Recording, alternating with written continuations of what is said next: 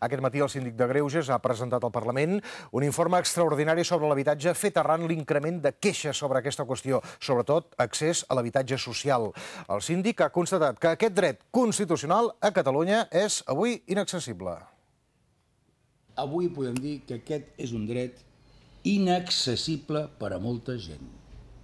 Pel que fa al perfil més habitual en aquesta dificultat d'accedir a un habitatge és aquest. El perfil més reiterat de les persones que arriben al síndic amb queixes en matèria d'habitatge estaríem parlant bàsicament de dones, estaríem parlant bàsicament de dones de menys de 35 anys, que a més resideixen a l'àrea metropolitana de Barcelona.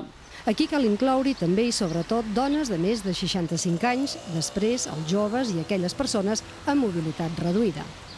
Fem una decidida aposta del lloguer enfront de la propietat.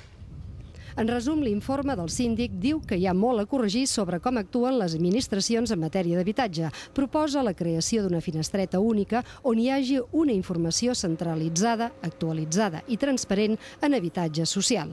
També insisteix en la necessitat de posar més sol a l'abast i més dotacions financeres, tot concertant l'activitat pública i privada del sector. El síndic ha lliurat l'informe al president del Parlament de Catalunya, Ernest Benach. Ara entrarà en comissió parlamentària.